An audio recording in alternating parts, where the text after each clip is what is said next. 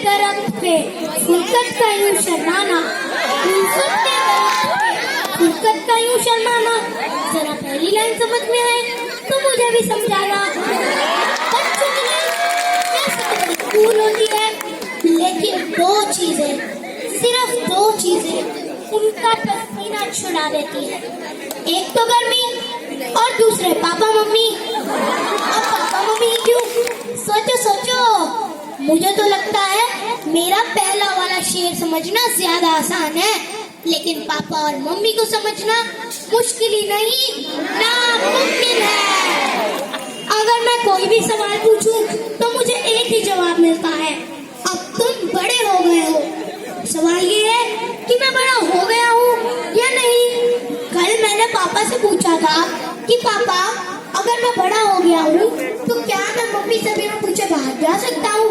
तो पापा ने बोला, अरे बेटा अभी इतना बड़ा तो मैं भी नहीं हुआ हूँ, मैं भी तुम्हारी मम्मी से बिना पूछे बाहर नहीं जाता।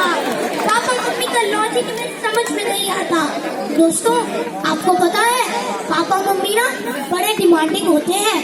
पहले मैं एक कोने में चुपचाप बैठकर शांति से टीवी देखा करता था, फिर वो दोनों मुझ पर चिल्लाए और कहने लगे कि बाहर खेलने जाया करो, तो मैंने बाहर खेलना शुरू किया।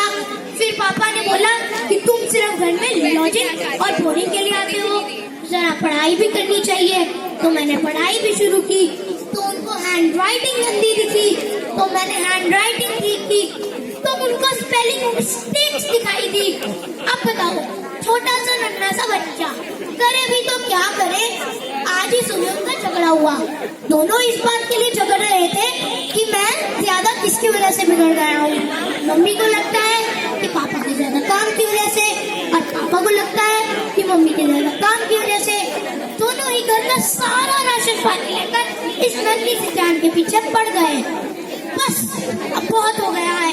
अब मैंने तो डिसाइड कर लिया है कि मैं राइट टू इन्फॉर्मेशन एक्ट का उपयोग करूंगा और मम्मी पापा के पास एक फॉर्म लेकर जाऊंगा जिसमें उन्हें बताना होगा कि आप दोनों एग्जैक्टली चाहते क्या हैं। अगर मुझे पता चला तो मैं आपको भी जरूर बताऊंगा। दोस्तों एक आखिरी गुजारिश है, उल्फत के दरख्त पे फुरकत का यूं शर्माना, उल्फत के दरख्त पे फुरकत का यूं शर्माना। जरा मम्मी पापा समझ में आए तो मुझे भी समझाना।